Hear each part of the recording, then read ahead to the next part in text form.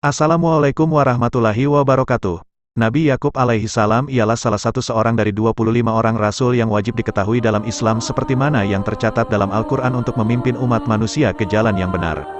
Pandangan biblikal berkenaan Nabi Yakub alaihi salam dirujuk ke dalam bahasa Arab sebagai Yakub atau Jakub ialah seorang nabi, rasul dalam Islam di mana baginda telah disebut di dalam kitab suci Al-Quran. Pandangan Islam berkenaan Nabi Yakub terdapat beberapa kelainan berbanding pandangan agama Yahudi dan Kristian. Nabi Yakub telah dilahirkan di Kanan, kemudian baginda telah berhijrah ke Padang Aram di Irak, sebelum sekembalinya semula ke Palestina. Nabi Yakub adalah putra dari Nabi Ishak alaihi salam, bin Nabi Ibrahim alaihi salam, sedang ibunya adalah anak saudara dari Nabi Ibrahim alaihi salam, bernama Rifkah binti Azar, juga disebut Rabekah atau Rifkah. Ishak mempunyai anak kembar, satu Yakub dan satu lagi bernama Isyu. Antara kedua saudara kembar ini tidak terdapat suasana rukun dan damai serta tidak ada menaruh kasih sayang satu terhadap yang lain, bahkan Isyu mendendam dengki dan iri hati terhadap Yakub saudara kembarnya yang memang dimanjakan dan lebih disayangi serta dicintai oleh ibunya. Hubungan mereka yang renggang dan tidak akrab itu makin buruk dan tegang setelah diketahui oleh Isyu bahwa Yakublah yang diajukan oleh ibunya ketika ayahnya minta kedatangan anak-anaknya untuk diberkati dan didoakan, sedangkan dia tidak diberitahu dan karenanya tidak mendapat kesempatan seperti Yakub memperoleh berkat dan doa ayahnya, Nabi Ishak. Melihat sikap saudaranya yang bersikap kaku dan dingin dan mendengar kata-kata sindirannya yang timbul dari rasa dengki dan iri hati, bahkan ia selalu diancam. Maka, datanglah Yakub kepada ayahnya mengadukan sikap permusuhan itu. Yakub berkata mengeluh, "Wahai ayahku, tolonglah berikan fikiran kepadaku. Bagaimana harus aku menghadapi saudaraku Isyu yang membenciku, mendendam dengki kepadaku dan selalu menyindirku dengan kata-kata yang menyakitkan hatiku. Sehingga kan hubungan persaudaraan kami berdua renggang dan tegang, tidak ada saling cinta mencintai dan saling sayang menyayangi. Dia marah karena ayah memberkati dan mendoakan aku agar aku memperolehi keturunan soleh, rezeki yang mudah dan kehidupan yang makmur serta kemewahan. Dia menyombongkan diri dengan kedua orang istrinya dari suku Kanan dan mengancam bahwa anak-anaknya dari kedua istri itu akan menjadi saingan berat bagi anak-anakku kelak di dalam pencarian dan penghidupan dan macam-macam ancaman lain yang mencemas dan menyesakkan hatiku. Tolonglah ayah berikan aku fikiran bagaimana aku dapat mengatasi masalah ini serta mengatasinya dengan cara kekeluargaan," berkata Nabi Ishak yang memang sudah merasa kesal hati melihat hubungan kedua putranya yang makin hari makin meruncing. "Wahai anakku, karena umurku yang sudah lanjut aku tidak dapat menengahi kamu berdua. Ubanku sudah menutupi seluruh kepalaku, badanku sudah membongkok, raut mukaku sudah berkerut dan aku sudah berada di ambang pintu perpisahan dari kamu dan meninggalkan dunia yang fana ini. Aku khawatir bila aku sudah menutup usia, gangguan saudaramu Isyu kepadamu akan makin meningkat dan ia secara terbuka akan memusuhimu, berusaha mencari kecelakaanmu dan kebinasaanmu. Ia dalam usahanya memusuhimu akan mendapat sokongan dan pertolongan dan saudara-saudara iparnya yang berpengaruh dan berwibawa di negeri ini. Maka jalan yang terbaik bagimu, menurut fikiranku, engkau harus pergi meninggalkan negeri ini dan berhijrah engkau ke Padang Aram di daerah Irak, di mana bapak saudaramu yaitu saudara ibumu, Laban bin Batuil. Engkau dapat mengharap dikawinkan kepada salah seorang putrinya. Oleh yang demikian, menjadi kuatlah kedudukan sosialmu, agar disegani dan dihormati orang karena kedudukan mertuamu yang menonjol di mata masyarakat. Pergilah engkau ke sana dengan iringan doa daripadaku. Semoga Allah memberkati perjalananmu, memberi rezeki murah dan mudah serta kehidupan yang tenang dan tenteram." Nasihat dan anjuran si ayah mendapat tempat dalam hati Yakub. Melihat dalam anjuran ayahnya jalan keluar yang dikehendaki dari krisis hubungan persaudaraan antaranya dan Isyu, dengan mengikuti saranan itu, dia akan dapat bertemu dengan bapak saudaranya dan anggota-anggota keluarganya dari pihak ibunya. Yakub segera berkemas-kemas dan membungkus barang-barang yang diperlukan dalam perjalanan dan dengan hati yang terharu serta air mata yang tergenang di matanya ia meminta kepada ayahnya dan ibunya ketika akan meninggalkan rumah. Nabi Yakub tiba di Padang Aram, dengan melalui padang pasir dan gurun yang terbentang luas dengan panas mataharinya yang terik dan angin samumnya, panas, yang membakar kulit. Yakub meneruskan perjalanan seorang diri, menuju ke Padang Aram di mana bapa saudaranya Laban tinggal. Dalam perjalanan yang jauh itu, ia sesekali berhenti beristirahat bila merasa letih dan lesu, dan dalam salah satu tempat perhentiannya ia berhenti karena sudah sangat letih, lalu tertidurlah Yakub di bawah teduhan sebuah batu karang yang besar. Dalam tidurnya yang nyenyak, ia mendapat mimpi bahwa ia dikurniakan rezeki yang luas, penghidupan yang aman damai, keluarga dan anak cucu yang soleh dan bakti serta kerajaan yang besar dan makmur. Terbangunlah Yakub dari tidurnya, mengusapkan matanya menoleh ke kanan dan ke kiri dan sadarlah ia bahwa apa yang dilihatnya hanyalah sebuah mimpi, namun ia percaya bahwa mimpinya itu akan menjadi kenyataan di kemudian hari sesuai dengan doa ayahnya yang masih tetap mendengung di telinganya. Dengan diperoleh mimpi itu, ia merasa segala letih yang ditimbulkan oleh perjalanannya menjadi hilang seolah-olah ia memperolehi tenaga baru dan bertambahlah semangatnya untuk secepat mungkin tiba di tempat yang dituju dan menemui sanak saudaranya dari pihak ibunya. Tiba pada akhirnya, Yakub di depan pintu gerbang kota Paddan Aram, setelah berhari-hari siang dan malam menempuh perjalanan yang membosankan tiada yang dilihat selain dari langit di atas dan pasir di bawah.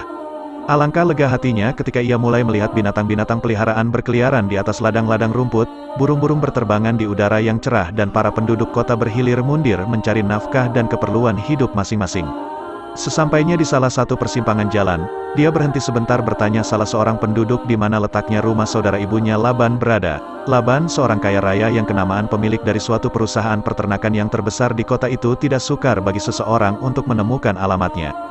Penduduk yang ditanyanya itu segera menunjuk ke arah seorang gadis cantik yang sedang menggembala kambing seraya berkata kepada Yakub, "Kebetulan sekali, itulah dia anak perempuan Laban, Rahil, yang akan dapat membawa kamu ke rumah ayahnya." Dengan hati yang berdebar, pergilah Yakub menghampiri seorang gadis ayu dan cantik itu. Lalu dengan suara yang terputus-putus seakan-akan ada sesuatu yang mengikat lidahnya, Yakub mengenalkan diri, bahwa ia adalah saudara sepupunya sendiri. Rivka ibunya, saudara kandung dari ayah si gadis itu. Laban, diterangkan lagi kepada Rahil, tujuannya datang ke Paddan Aram dari Kanan, mendengar kata-kata Yakub yang bertujuan hendak menemui ayahnya, Laban, dan untuk menyampaikan pesanan, Ishak. Maka, dengan senang hati, sikap yang ramah, muka yang manis, Rahil, anak gadis Laban, mempersilakan Yakub mengikutinya balik ke rumah untuk menemui ayahnya, Laban, yaitu bapa saudara Yakub. Setelah berjumpa, lalu berpeluk-pelukanlah dengan mesranya Laban dengan Yakub, tanda kegembiraan masing-masing. Pertemuan yang tidak disangka-sangka itu dan mencetuskan air mata bagi kedua-dua mereka, mengalirlah air mata oleh rasa terharu dan sukacita. Laban bin Batuil menyediakan tempat dan bilik khas untuk anak saudaranya itu, Yakub, yang tiada bezanya dengan tempat-tempat anak kandungnya sendiri. Dengan senang hatilah Yakub tinggal di rumah Laban seperti rumah sendiri. Setelah selang beberapa waktu tinggal di rumah Laban, Yakub menyampaikan pesanan ayahnya, Ishak, agar Ishak dan Laban menjadi besan, dengan mengahwinkannya kepada salah seorang dari puteri-puterinya. Pesanan tersebut diterima oleh Laban, dia bersetuju akan mengahwinkan Yakub dengan salah seorang puterinya. Sebagai mas kawin, Yakub harus memberikan tenaga kerjanya di dalam perusahaan peternakan bakal mentuanya selama 7 tahun. Yakub setuju dengan syarat-syarat yang dikemukakan oleh Laban. Bekerjalah Yakub sebagai seorang pengurus perusahaan peternakan terbesar di kota Paddan Aram itu. 7 tahun telah dilalui oleh Yakub sebagai pekerja dalam perusahaan peternakan Laban. Yakub menagih janji bapa saudaranya untuk dijadikan sebagai anak menantunya. Laban menawarkan kepada Yakub agar menyunting puterinya yang bernama Laya sebagai istri. Yakub berhendakkan Rahil adik Laya, karena Rahil lebih cantik dan lebih ayu dari Laya. Yakub menyatakan hasrat untuk berkahwin dengan Rahil, bukan Laya. Laban mengerti keinginan Yakub, namun hasrat itu ditolak karena mengikut adat mereka, kakak harus dikahwinkan dahulu dari adiknya. Laban yang tidak mau kecewakan hati Yakub, lalu menyuarakan pendapat agar menerima Laya sebagai istri pertama, bagi mengahwini Rahil. Syarat yang sama juga diberi kepada Yakub, sebelum Yakub dapat memiliki Rahil. Yakub yang sangat hormat kepada bapa saudaranya dan merasa berhutang budi kepadanya yang telah menerimanya di rumah sebagai keluarga sendiri. Malah, Laban melayannya dengan baik dan menganggapnya seperti anak kandungnya sendiri. Lalu, Yakub tidak dapat berbuat apa-apa selain menerima cadangan bapa saudaranya itu. Perkawinan dengan Laya dilaksanakan, dan perjanjian untuk mengahwini Rahil ditandatangani. Begitu masa 7 tahun kedua berakhir, dikawinkanlah Yakub dengan Rahil, gadis yang sangat dicintainya dan selalu dikenang sejak pertemuan pertamanya tatkala ia masuk kota Paddan Aram. Dengan demikian Nabi Yakub beristrikan 2 wanita bersaudara, kakak dan adik, hal mana menurut syariat dan peraturan yang berlaku pada waktu tidak terlarang. Akan tetapi, syariat ini diharamkan oleh Nabi Muhammad SAW. Laban memberi hadiah seorang hamba sahaya untuk menjadi pembantu rumah tangga kepada setiap satu anak perempuannya, Laya dan Rahil. Dan dari kedua istrinya serta kedua hamba sahayanya itu Yakub dikurniai 12 anak, di antaranya Yusuf dan Binyamin dari ibu Rahil. Nabi Yakub memiliki 4 orang istri, masing-masing bernama Laya yang menurunkan 7 orang anak, Rahel yang menurunkan 2 orang anak, Yusuf dan Bunyamin. Balha melahirkan 2 orang anak, dan Zulfa yang juga melahirkan 2 orang anak, sehingga total anak-anak Nabi Yakub berjumlah 12 orang. Namun, menurut riwayat lain, anak Nabi Yakub berjumlah 14 orang, dan 2 orang diantaranya adalah perempuan, kedua belas putranya bernama Rubail, Syamun, Lawi, Yahuja, Yasjur, Rubalun, dan Naftali, Gad, Asyir, Yusuf, dan Bunyamin. Sedangkan, putrinya bernama Dinah dan Yatirah. Dalam Al-Quran, nama Yakub disebut sebanyak 16 kali dengan nama yang jelas, beberapa kali disebut dengan nama Israel, ayahnya Yusuf, dan lainnya. Namanya beberapa kali disebut bersamaan dengan kisah putranya, Yusuf, serta kisah Ibrahim dan Ishak. Tak banyak dakwah Nabi Yakub yang diceritakan dalam Al-Quran maupun buku-buku sejarah yang juga ditulis dari sumber Al-Quran. Namun, kisahnya bersama Yusuf, menunjukkan keutamaan Yakub dalam menjalankan tugasnya sebagai utusan Allah kepada anak-anak dan kaumnya, mukjizat Nabi Yakub alaihi salam. Sebagai salah satu Nabi dan Rasul, Nabi Yakub alaihi salam diutus oleh Allah subhanahu wa ta'ala kepada kaum Bani Israel di Syam. Beliau dibekali dengan beberapa mukjizat sebagai berikut. 1. Kuat dan berilmu tinggi.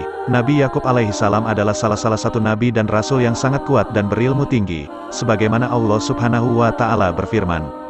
Dan ingatlah hamba-hamba kami, Ibrahim, Ishak, dan Yakub yang mempunyai kekuatan yang besar dan ilmu-ilmu yang tinggi. Quran Surah Sa'ad ayat 45. Menurut tafsir Al-Quran Hidayatul Insan, yang dimaksud dengan kekuatan yang besar dan ilmu-ilmu adalah para nabi dan rasul tersebut memiliki kekuatan dalam menjalankan ibadah dan ilmu yang bermanfaat. 2. Berakhlak tinggi. Selain dianugerahi kekuatan yang besar dan ilmu yang bermanfaat, Nabi Yakub alaihi salam juga berakhlak tinggi, yakni selalu mengingatkan manusia pada alam akhirat. Dalam surah Sad ayat 46, Allah subhanahu wa ta'ala berfirman, "Sungguh kami menyucikan mereka dengan menganugerahkan akhlak yang tinggi kepadanya, yaitu selalu mengingatkan manusia kepada negeri akhirat." Quran Surat Sad ayat 46. 3. Menakwil mimpi Nabi Yusuf alaihi salam. Selain itu, Nabi Yakub alaihi salam juga mengetahui takwil mimpi yang dialami Nabi Yusuf alaihi salam. Sebagaimana Allah subhanahu wa ta'ala berfirman, "Ingatlah, ketika Yusuf berkata kepada ayahnya, 'Wahai ayahku, sungguh, aku bermimpi melihat 11 bintang, matahari, dan bulan. Kulihat semuanya sujud kepadaku.' Dia, ayahnya, berkata, 'Wahai anakku, janganlah engkau ceritakan mimpimu kepada saudara-saudaramu, mereka akan membuat tipu daya untuk membinasakanmu. Sungguh, setan itu musuh yang jelas bagi manusia, dan demikianlah, Tuhanmu memilih engkau dan mengajarkan kepadamu sebagian dari takwil mimpi dan menyempurnakan nikmatnya kepadamu, dengan menjadikanmu nabi, dan kepada keluarga Yakub, sebagaimana dia telah menyempurnakan nikmatnya kepada kedua orang kakekmu sebelum itu, yaitu, Ibrahim dan Ishak. Sungguh, Tuhanmu maha mengetahui lagi maha bijaksana." Quran Surah Yusuf ayat 4-6. Menurut tafsir Al-Quran Hidayatul Insan, Nabi Yakub alaihi salam mengetahui takwil mimpi itu, yakni 11 bintang itu adalah saudaranya, matahari adalah ibunya, sedangkan bulan adalah bapaknya. Nabi Yakub alaihi salam tahu bahwa keadaan akan berubah jika Nabi Yusuf alaihi salam menceritakan mimpi itu kepada saudara-saudaranya. Ia akan membuat semua anggota keluarganya menjadi lebih memuliakannya. Oleh karena itu, Nabi Yusuf pun memahami dan menuruti apa yang dimaksud sang ayah. 4. Semangat berdakwah. Nabi Yakub alaihi salam memiliki semangat yang kuat dalam berdakwah. Semangat ini tidak luntur hingga menjelang kematiannya. Hal ini dibuktikan dengan wasiat yang disampaikan Nabi Yakub alaihi salam kepada anak-anaknya sebelum beliau meninggal. Sebagaimana Allah subhanahu wa ta'ala berfirman, "Dan Ibrahim mewasiatkan ucapan itu kepada anak-anaknya, demikian pula Yakub." Ibrahim berkata, "Wahai anak-anakku, sesungguhnya Allah telah memilih agama ini untukmu, maka janganlah kamu mati kecuali dalam keadaan muslim."